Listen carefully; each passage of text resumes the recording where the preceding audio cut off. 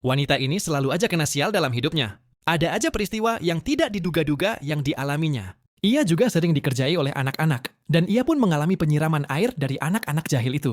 Suatu ketika ia ingin punya pacar dan meminta ke temannya untuk dikenalkan pria ke dirinya. Namun wanita ini kesal dengan temannya saat ia dikenalkan dengan si pria itu.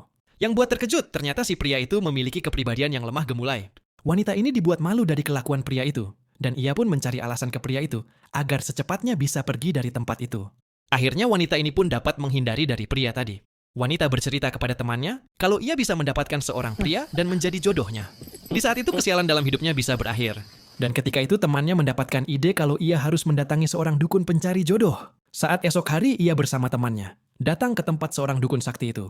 Lalu wanita ini bercerita ke dukun itu kalau ia ingin mendapatkan seorang pria tampan dan menjadi pacarnya. Sesaat kemudian dukun sakti itu terdiam sejenak dan tak lama dukun itu menatap wajah wanita itu.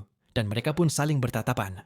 Lalu dukun itu berkata, kalau si wanita susah mendapatkan jodoh. Sesampai di rumah wanita ini berpikir kalau selama ini ia tak pernah berdandan. Lalu ia melihat foto dirinya. Ketika ia masih seorang gadis kecil, ia selalu berdandan. Saat esok hari wanita ini berdandan dan memake up wajahnya seperti seorang gadis lainnya. Sesaat kemudian, ibunya masuk ke kamarnya dan terkejut. Tetapi ibunya mengatakan putrinya sedang aneh. Pada malam hari wanita ini sedang bersama teman-temannya, tetapi ia hendak pulang dan menaiki motor. Lalu kekonyolan wanita ini pun terjadi, dan temannya menegurnya. Kalau motor skuter wanita itu tidak perlu disela, cukup menggunakan starter elektrik. Ketika di jalan seorang pria mengendarai mobil dan ia sedang menerima telepon. Dan tanpa sengaja ia menabrak seseorang di depannya, saat pria itu turun dan menoleh ke belakang pria itu terkejut dan lalu refleks menendang orang di depannya.